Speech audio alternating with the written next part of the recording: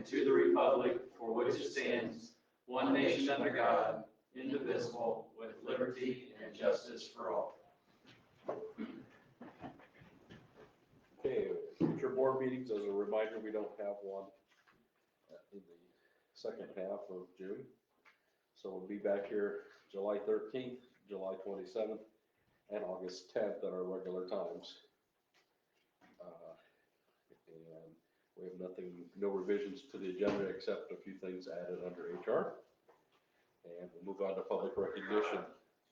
We have a recommendation to approve a $4,000 donation from the Community Foundation of Wabash County for Metro North Elementary, the Little North Preschool 3-year-old program. A recommendation to approve a $100 gift card from Harbor Freight at Marion for Southwood High School robotics. And I guess that's it. I move to the donations. Second.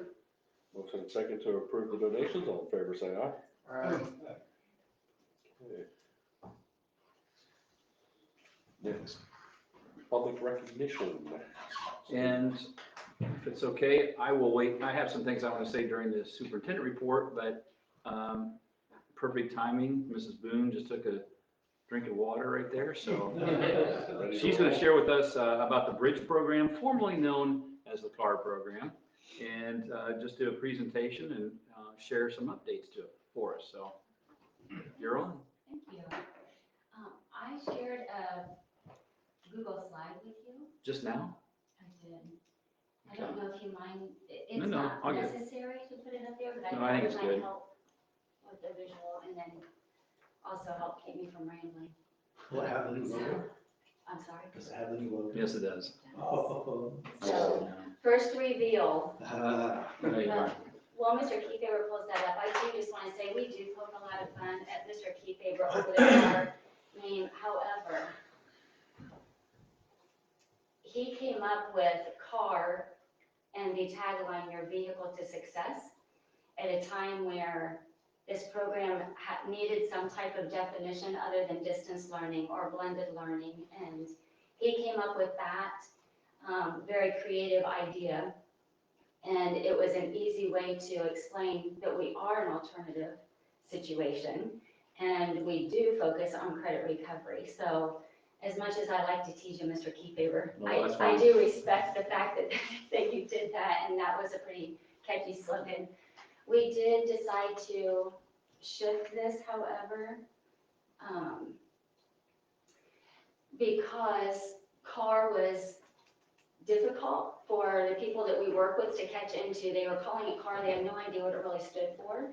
And to say credit alternative recovery every time was a little bit of a mouthful, and we still had to explain it. So we tried to come up with a single word that defined who we are, explained who we are, and then capture that in a picture. And Laura Lange Bartles was a huge part of helping us come up with this, and then Kyle Zahn and his group helped us as well. So with that, we are moving officially to the bridge, and our focus is staying the same. Our mission and our vision is not changing. We are going to continue to focus on those students who are in need of an alternative situation because there was some kind of barrier or something preventing them from being successful in the traditional school. We're not looking to become a traditional virtual program. That's not who we are. We are focused on those kids who are at risk and who have struggled to find success in the traditional school. And you can flip to the next one, Mr. Before you do, though, I want to say that this is a great memory, though.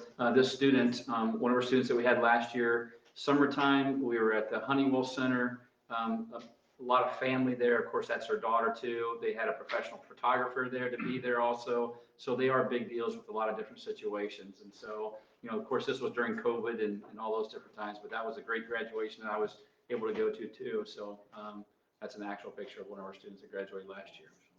And her family traveled from ways just to meet us at the Oh, yeah. Honeywell Center and have that presentation. Yes. So we definitely are outside the box in how we operate, and that's one reason why we have found ways for this type of student to be successful. Again, just the reason why we chose the bridge, because number one, we're about bridging gaps in students' educational journey and providing second chances and helping them get over those hurdles and get past those obstacles that have prevented them from being successful. Quickly, who we are: very flexible learning environment. We do serve only 7th through 12th grade students, but our focus is on credit recovery. Those junior high students who came to us are typically been expelled, or they have missed a lot of school because of social emotional issues that have led to truancy and extensive absences that have, where students are on the verge of being withdrawn or being recommended for truancy. So therefore they come to us where they have a little bit more flexibility. And again, we serve, you can go to the next slide, Mr. Keyfaber kind of further defines, we currently have over 300 students with us across 44 Indiana counties. We do use an online curriculum that allows us to meet every student's individual need when they come to us, no matter when they come to us. So everything is focused on that individual student at that moment when we see them and we are getting them enrolled and getting them moving forward. We have 5 full-time staff, and this is part of the exciting part. Right now we have 5, soon to be 7, thanks to our leadership and the support that you all have shown. Besides the 5 full-time staff, we have 10 additional MSD staff that help us, that are teachers and are helping us manage caseloads of students. We try to keep that caseload between 15 and 20 to make that manageable, because they are doing that other piece where their full-time job is in the classroom and they're doing this on top of. And it takes a lot of effort to connect with our kids and get them engaged and keep them engaged.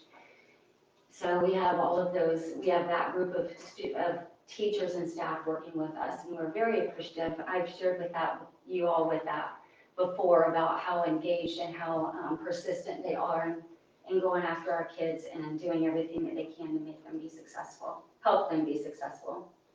Just a few points of data. These are the reasons why kids come to us. I know that's a bit hard to read, but every one of our kids come to us for a purpose or for a reason, and none of it is just because they want to come to White's High School to the Bridge program. It's all because they've either been referred to us, they've been recommended to us, or they've heard about us because there is a struggle or there's some kind of obstacle keeping them from being successful. The very front one with 500 and some, let me look at 528, and this was run, this is not an updated one, we've had a lot more since then, but this was run between February of 2018 and the 21st. These are all the applications that we've had.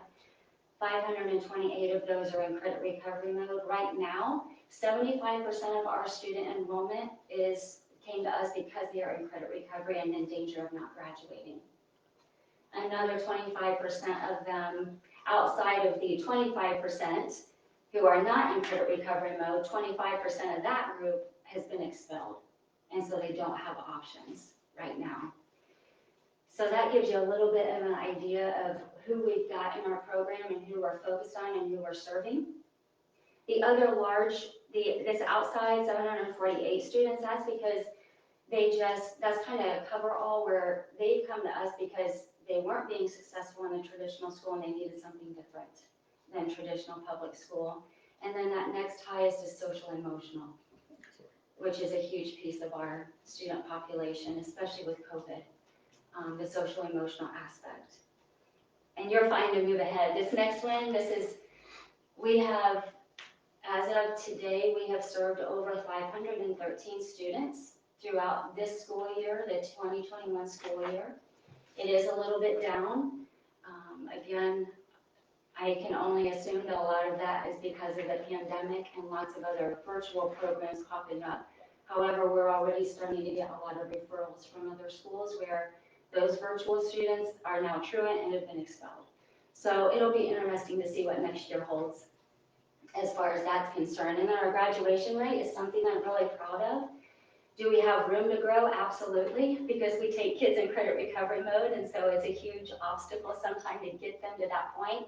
Sometimes we don't make it on time on their 2021 cohort, but we do our best to help them hit that 2021 cohort. If they don't, we do not drop them. We continue to work with them as fifth-year seniors and try and get them through in our fifth-year cohort. As of today, we graduated 78 students this school year, and we are still working. We've got a whole list of seniors we're still working to get through, so our goal is to get them through by September and have them on this year's cohort, get them graduated on time. I think just to highlight the strengths of our program, we're very relational, because with our student population, if we don't have a relationship with them, they are not going to buy in and they are not going to engage. So our focus is on building relationships, working outside the box to meet our students' and families' needs. I am blessed to have a team of people that have bought into this mission and are very passionate about working with this group of students and helping them do whatever we need to get them to succeed. We excel at credit recovery, and we also are very blessed to have licensed and highly qualified teachers working with us and working with our kids. We do provide synchronous and asynchronous options, so kids can be online with our staff if they need more accountability and are struggling with just being independent learners. And then the one thing that I continually like to point out is that unlike other schools, we've identified a very specific need across Indiana that nobody else is plugging into yet. And my guess is with COVID, other schools are going to try and figure out how to meet this need with some of their students, but there's going to continue to be this growing need of mental health, students struggling with mental health, kids getting kicked out of school, and a lot of schools do not want to touch that group because of the accountability. And so, again, I really appreciate the leadership in the district where they allow us to take this on, because it really is daunting at times, and the accountability is a factor with graduation rate, but these kids aren't getting help anywhere else. So we're just continuing to focus in on this group of students, which makes us different than other programs like ours. And then finally, the things moving forward that I'd like to highlight, we are in an effort to better meet the social emotional needs of our students. You saw how many kids come to us, and obviously truancy, expulsions, all of those things, whether they marked that they have a social emotional hindrance or not, all of that plays into that there's something blocking and something, skills that they need to learn, better coping skills. So we are working on hiring a mentor position, a licensed social worker who is going to be a mentor and help us bridge that gap, get in there, meet families where they are, see them in their communities, build out resources in home communities, and then identify whatever barriers are keeping those kids from being successful and start putting in interventions and getting kids to move forward. We're also adding a math teacher. When we look at our scores with pathways coming down the line, testing is critical to meet that graduation goal, and so we've got to figure out a way to shore up those academic skills that kids have missed out on. And as you all know, as parents and educators, that math is critical because it's building, and when kids miss out on a year, it's a problem. So we're going to have a math teacher who's providing direct instruction with kids that is going to be part of a system where they are shifted and have to do online, face-to-face with that math teacher. And obviously, all of our goal in adding positions and trying to continually improve is to increase our graduation rate and decrease our dropout rate. And then another thing I'd like to highlight just real quickly, one thing that's been exciting is we're working on developing a locally created pathway, is we've been able to really network with some key stakeholders in communities that we serve. Johnson County, Huntington County, and Wabash County are our largest points of concentration of where our students are.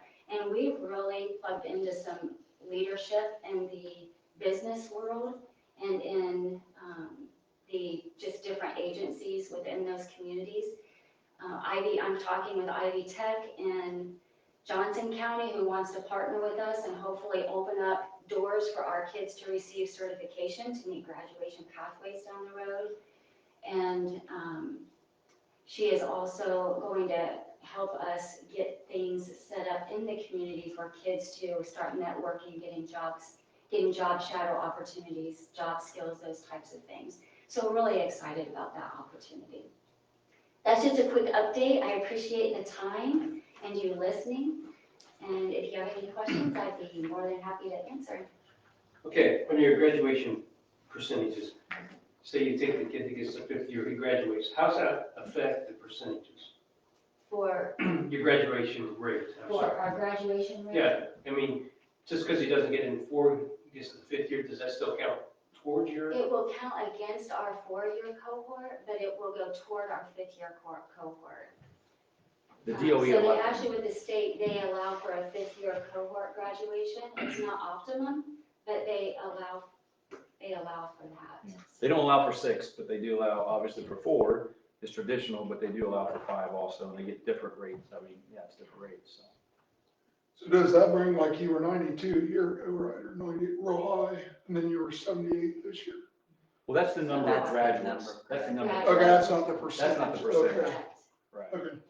Yeah, the percentage is lower that, and because of all the situations, you think about it, sometimes, Tanya would get a student that is really in the cohort of a graduate that might only have 3 or 4 credits, and they need to have 40. And so, yeah, they're gonna move them forward, but that doesn't mean they're gonna move them forward that quickly. Just like White's residential is the same way. The percentages can be low because of, when they come in, and also, once they leave, then they also, if they don't go into another school and they drop out, then that becomes another negative on the percentage for graduation also. You mentioned Indiana counties. Are we licensed or we just don't get out-of-state kids, or is there a reason that we don't do that? We're not working with out-of-state students right now just because of funding. Okay. One thing that we have done is if they've been our student and some life circumstances, for instance, I've got one student I'm working with now, and life circumstances, DCS removed him from the home and sent him to his dad in Chicago. Well, I'm not gonna drop that kid in the middle of school year. We've gotten funding for him. So we're gonna see him through this school year, and then I'm in the process of helping him transition to a school in Illinois for next year. Is that the new logo? Yes, sir, it is. It still looks like a car. It does, doesn't it? I saw that too. Actually, that's not we did shift it a little bit because when I saw this, all I saw was an elephant or a car. And so the font has changed. Laura helped us change the font. So I'm sorry, when I look at this, I see an elephant or a car. Yeah, I see the car. Yeah. So the font is gonna be slightly different. I haven't gotten the final one back yet, but this is the basic of it. The B is going to look like a B instead of a wheel or an ear.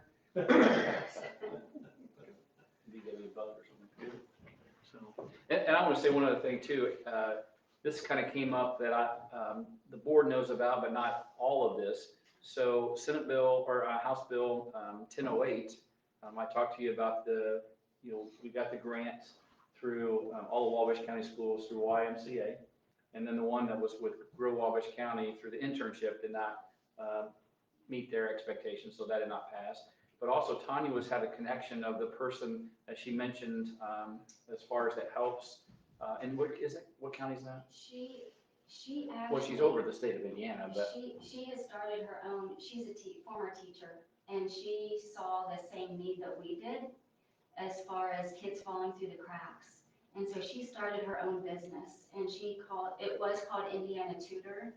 And her goal and vision is to extend beyond Indiana. So when she pursued this grant, they actually changed their name to a bigger name. So it's not just Indiana Tutor, it's Comprehensive Tutor. And she has listed us as one of her partners, and she is now a referring agency to us. So when she gets a kid that she knows needs our type, she's sending us students left and right. So we're part of that grant. No, we're not personally benefiting from the money other than we are getting referrals and she's upping our numbers. Yeah. So just those connections really help. It was interesting. I was going through it and I told Chris and Tim, I said, man, we're part of this grant. Didn't even know, I didn't know too much. Well, I didn't know anything about it basically. And then I called Tanya because when we had our graduation, we talked about this person. And so she's the one that connected us, not knowing that we'd really even be a part of it. And like I said, we're not getting the funding for it, but yet we will indirectly benefit because she will be pushing those students towards our program, so. And her staff is in the homes. So, and she took a list of where our kids are, and so she's starting to set up tutors in those areas specific for our students. Hey, Tony, is there anything as a school board that can do to help promote Bridge? Do you actually need a person that is dedicated to making outside contacts and relationships with those that give you referrals? That's gonna be part of our mentor's role, and it's part of my role. It's just been my role so far, but that's gonna be part of our mentor role, and why I requested that position, because that person's actually gonna go out into the communities, meet with our students, meet with the families, and then start networking with some of these key stakeholders to build out resources in the communities. Because it is relational. It is. And we did receive very positive support and even excitement from some of these agencies that we talked with in the local communities, because they see the need. They're businessmen and women, they see the need. So I'm excited about the possibilities for the future. But thank you, that's a great question. I appreciate it. I hate to see us limited to Indiana because Ohio is not that far away to be. Yeah. Just unfortunately, we don't get funding though, If there's a so, way that we could figure out funding, yeah. we break the borders. Because there are kids that I would love to keep because they've done well with us, and just because of circumstances, we've had to let them go.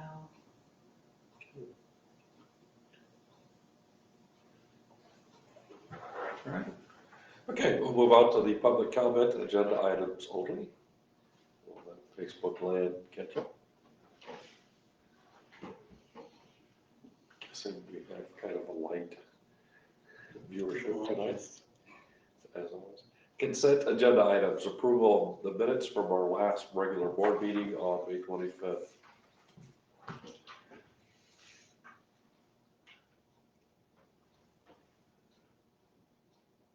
Motion to approve. Second. Motion and second to approve the minutes from our last meeting. All in favor, say aye. Aye. Financials, claims.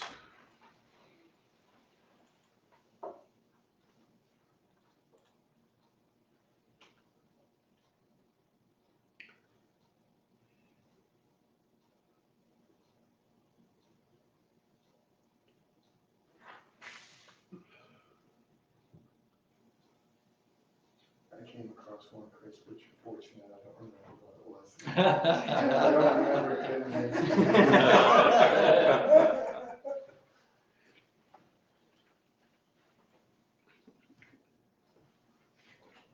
Well, maybe it's a $30 for doubles, I don't know.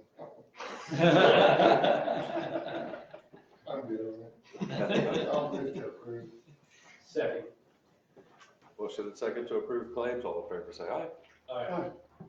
Payroll. If you haven't noticed, payroll is significantly higher than what it typically is. And you can see that is primarily from the ESSER 2 fund account, 7931 there, which is what we use to pay out the stipends for the staff members. So that's the difference. I have to step on my soapbox. When I saw that, I was pleased for our teachers and the recipients of the stipend, but I'm thinking to myself, the foolishness has to stop. I mean, Yeah. I get a credit card bill at the end of the month, so you do get a bill. So that's that. The next payroll will reflect a little bit of finalizing of the ECAs with the spring sports and summer school pay. So it will be a little bit, it'll be a little bit more than average, but it won't be like this. So.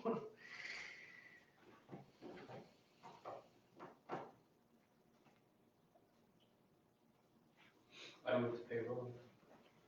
Second. Motion and second to approve payroll. All in favor, say aye. Aye.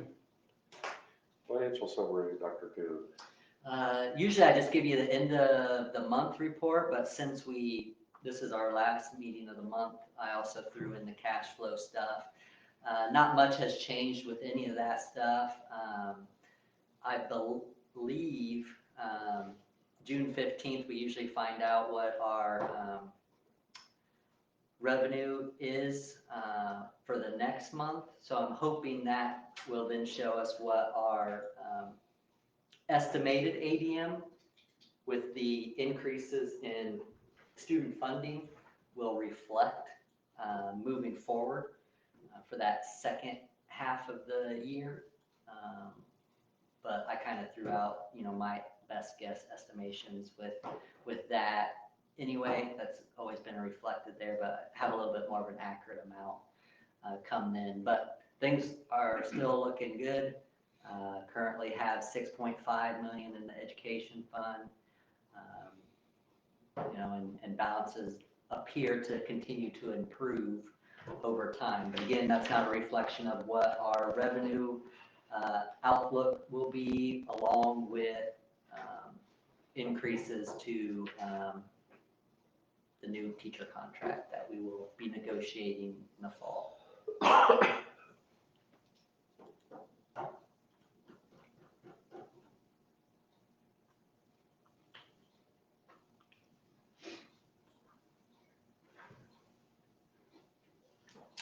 If there are any questions for you, we'll move on to HR. Under HR, got a lot of stuff happening. Under employment, Chelsea Kirtland, preschool teacher, Southwood Elementary. Tracy Kennedy and Lori Brewer, summer secretaries. Tracy at Northfield and Lori at Southwood. Tara Hopper, summer school special ed, Metro North. Liz Little, summer school transportation south. Tom Carthy, summer school transportation north. Deb Elliott, paraprofessional, Sharp Creek Elementary. Carla Varner, math teacher for the Bridge program. Sable Shue, paraprofessional, Northfield High School. Jeff Fitticle, PE teacher at Southwood High School. Excuse me. Tim Gleef, network tech assistant at White's. Jody Chenoweth, bus driver south. Jody Chenoweth, summer school transportation for the south, and that's just for the summer. Under resignation, we have Kayla Frank, paraprofessional, Metro North Elementary. Holly Robbins, paraprofessional at Southwood Elementary. And Megan Height, teacher at Southwood Elementary. And Sandra Harness, data and financial specialist at WMAP. Under retirement, Jeff Smith, ag teacher at Northfield. Jody Livergood, elementary teacher at Southwood Elementary. Janice Binkard, paraprofessional at Southwood Elementary. And Chris Hickman, band at Southwood High School. Transfers, Pam Faust, special ed teacher, moving to Northfield. Wolf, paraprofessional, moving to Northfield. Kayla Etzer, paraprofessional, moving to Northfield. Jessica Holly, paraprofessional, 2-3-year-old preschool teacher at Metro North. Barbara Standifer, cook, going from 4 hours to 5.75 hours at Northfield. Excuse me. Jane Kendall, 6th grade teacher to kindergarten teacher at Southwood Elementary School. And finally, Matt Brown, 6th grade teacher to 5th grade teacher at Sharp Creek Elementary. And if you don't mind, I'd like to read, we talk about relationships all the time, and I'd like to read a couple of the retirement letters. And I will start, Jeff Smith, I do not have his right now, but Jeff, I think some of these situations that happened, he wanted to go a little bit longer, but some family situations with health. He is also a farmer, and so he is the primary farmer in that particular situation, and with the health of his relative, that it wasn't going to work out, and so he's retiring a little bit earlier than what he wanted to, but he really talked to us and just really said it was a lot tougher. I'll just tell you, it's a lot tougher than what he thought it was going to be when he came in and said that. Obviously very emotional, And that is good to see, though. It's not like, I'm tired of this and whatever, it's very emotional, not really wanting to do this yet, even though he can with his age and things like that. So that was really neat. I'm going to read part of Jody Livergood's too. It says, my journey at Southwood Elementary began as a kindergarten student in 1966. My mother had moved her class from Somerset when the building opened in 1965. As I look back the other day, I realized that there has been a Livergood at Southwood Elementary for the past 56 years. I was fortunate enough to teach in the same building with Mom during her last year at Southwood. In a way, the Southwood staff has been an extension of my family. I have thoroughly enjoyed many years of being part of MSD family as a student and then as an educator. It was my pleasure to be part of the staff at Sharp Creek as a paraprofessional and Metro North as a beginning teacher before finally moving home to Southwood. Thank you for giving me an opportunity to serve the children of this community. Even though I'm leaving the classroom, I look forward to finding a new way to help the children in this community learn and grow. And I will preface it too that she actually wanted to go a little bit longer too, but some other health issues that prevented that. And so this was addressed actually to myself, Mr. Boone, and the board members. So just good history and the relationships that's happened. This is actually from Joy Edding, which we talked, accepted her retirement last time, Spanish teacher. She wrote a letter to all of Northfield, which actually I get also. I thought it was very good and fitting to read. It says, I've worked in several different school systems as our family moved from city to city, yet nowhere did I find the level of dedication to students that I have found here. Nowhere did I find the acceptance of one another by staff and willingness to work together for the good of all. Nowhere did I find administrators willing to jump in and help at every turn. Nowhere did I find a community that was so humble and hardworking that was instilling into their children these same values. It was a pleasure working here, and I thank you for welcoming me as one of you. May God bless each one of you, our children, in this place. Thought that was excellent. And then I'll read another one here. Chris Hickman, who just put in his retirement. This is just to Mr. McDaniel, but I'd also like to read this. It said, it's been an honor and a pleasure to work with you, and I thank God for the opportunity He has provided by placing you in my life. You have a love for kids, a passion for learning, students, staff, and yours, leading by example as well as making the tough decisions. You've been willing to listen to me, encourage me, give me perspective, find solutions, and help me be the best I can be. You have cultivated a safe environment where teachers, staff, and students have a sense of community. I've enjoyed our talks and your what can we do to make this work spirit. You and Joe Lacey put students first. You make them a priority, and they know it. You are a great team, and I continue to pray for you both as you shape the lives of our students. It was not an easy decision, but I officially announced my retirement from teaching at the end of the 2020-2021 school year. I pray God's blessing on you, your family, and Southwood. So just a sampling of the relationships that have been built with our staff members. Okay. I move to the slate. Motion and second to approve to the slate of HR. All in favor, say aye. Harley Career Center report. Unfortunately, I was in the field during the last meeting, so I did not have any. Or fortunate. That's how you make money. Superintendent's report, Mr. Baker. Okay, just a couple of things here. First of all, you probably have seen on Facebook and everything as far as our teachers of the year and our staff of the year this year. And I might have even mentioned it before, but I want to say a couple other things. So for Metro North Elementary, it was Jennifer Cox. At Sharp Creek, Pam Campbell. Northfield, Shelley Myers. Southwood Elementary, Natalie Unger. Southwood High School, Cynthia Bell. And White's High School, Wendy Gray. And then for the staff of the year, Metro North was Kat Hoppert. At Southwood, or Sharp Creek, Connie Wolf. Northfield, Tammy Overman. Southwood Elementary, Teresa Baker. At Southwood High School, Beth Weitzel. And White's High School, Nick Perlich. And what will happen now, just today, I ended up getting all the information to find out who the district staff of the year would be and also the teacher of the year. And they actually write some things that I've asked them to write, different questions, and then I submit that to an outside person to judge those and then finalize those. And I will say this year we're going to do something different. We're going to follow what the Indiana Department of Education has allowed us to do to actually pick an elementary and a high school. And so hopefully once those people are chosen, then we can go ahead and, or not we, but they can go ahead and actually apply for the Indiana State Teacher of the Year. So really congratulations to them. A lot of interesting things when they write the narratives that I ask them to write. It's just really interesting to see what they have to say. And we have a lot of great people, and just want to share that. And hopefully you've seen some of that if you're on Facebook. If you're not on Facebook, probably haven't seen it. So anyway, that's that. I also would like to say, you know, we didn't have any recognitions as far as what the principals sent out, but you know, a lot of success has happened, and I'll bring up some of the ones maybe you don't know about. First of all, our Clay Target League, what we call the Northfield Clay Busters and Southwood Clay Busters, they actually went to state. They did not go on to nationals, but they actually improved from 2 years ago, because of course last year they did not were not able to compete.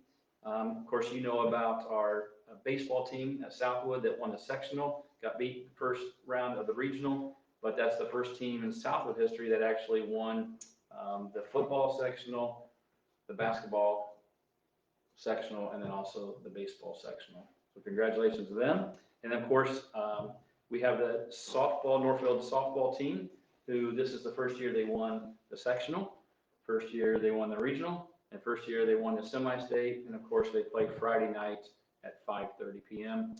If you're interested, afterwards, see me, because I'll send you the link, because the only way you can get tickets is through the link. So we can give, and then it goes to the public after that. So if you're interested, I can send you that link. And then finally, we did have 5 of the students from Southwood that sang in the Indiana State Honors Choir on Friday. And that was the first time ever that, like Susan Kiefer, that the 5 would actually audition for that, also made that. So we have a lot of good things. I'm probably missing some things also, but a lot of good things that are going on. I told these 2 gentlemen here that, you know, we do shameless jokes and shameless plugs at Kiwanis. Great thing, great organization. But at Kiwanis there, it's costing a lot of money, because I have to give $1 every time I say these things. So here it's free, which is nice, but there it's $1 each time. But it's great to be able to. Should charge you when he plugs Kiwanis. Good idea. I only do that because of the Rotary. Rotary will take it. Actually, we had a fundraiser one time, and the Rotarian that was there won the money. It was like unbelievable. So anyway, so that's that. And the final thing I have is, as you know, and as of now, the governor has declared, as of now, that Indiana will no longer be under a public health emergency as declared by him on starting July 1. And so MSDWC will be working on an announcement as far as the return to school practices. And basically what we have to do, and part of even what we have with ESSER, is to have that return to in-person plan. Of course, we had that last year, and I believe that has not been decided, but when the board looks at some different recommendations, that our standard operation procedures that we've had pre-COVID would probably exist. So in other words, we'd be following our handbooks, following all of our policies, and not really making any changes to what pre-COVID would be. But we don't know that yet, but just want to make sure that everyone knows that we'll be making that announcement then as in July. And is it July 8th? Or whatever. July 13th, yeah, you're right. I don't know why it's not as 8th, but July 13th. And so more than likely, what will happen is that we will return to school, and it will be very traditional to what we had pre-COVID. I think most of us agree to that. The positivity rate and things in Wabash County have been good for many, many weeks now. We had great graduations with very few restrictions. That went well, and that is our hope, and I believe the board will agree to that, but we'll have to wait to make those final decisions later in July. Okay. And I would like to publicly congratulate and thank Southwood boys baseball team for beating Pioneer, because I have a coworker who is a board member there, and every time Pioneer beats MSD, I have to hear the trash talk. I'm some of that back. So thanks, guys. Is that the end of the superintendent's report? Yes. Okay, we'll move on to curriculum and instruction. Nothing to share. Nothing to share. Okay, moving on to new business, second reading and vote of the 2021-2022 high school handbook. And as I mentioned to you, the only change that we had, and I didn't have any questions from you, but the only change that we had was based on the, whatever it's called now, they used to call it, but it's not, the worker permits, yeah, work permits, starting July 1, that is no longer a system. We still had in the handbook that we would take away their driving permission or driving permits, working permits. Let's slow down here. Yes, work permits, but we are not allowed to do any of that, so we just took that out of there. So I would recommend that we approve the second reading of the high school handbook for 2021, 2022. So moved. Second. Motion and second to approve the high school handbook for the next school year. All in favor, say aye. Aye. Second reading and vote of the 2021-2022 elementary handbook. No changes there, but going back to what Dr. Kuhn just said, we can take away their driving permits to the school though, I think, but we're not gonna do that for elementary though, so. But I really did mean the work permits though. So I do recommend that we approve the second reading of the elementary handbook, the 2021-2022 elementary handbook. So moved. Second. Motion and second to approve the 2021-2022 elementary handbook. All in favor, say aye. Aye. Second reading and vote of the 2021-2022 bridge handbook. I'm sure you have like 10, 15 questions. Mrs. Boone's here to answer any questions from the bridge handbook, but I do recommend no changes from the last time we spoke. Recommend this also for your vote. So moved. Second. Motion and second to approve the bridge handbook for 2021-2022. All in favor, say aye. Aye. Recommendation to approve an extended field trip for the Northfield Key Club to Cedar Point in Sandusky, Ohio, planned for later this month or early July 2021. Move to accept. Second. Motion and second to approve the field trip. All in favor, say aye. Aye. No unfinished business, no board policy, public comment on anything. We'll give another 10 seconds or so. Any items from board members? Okay, we're adjourned.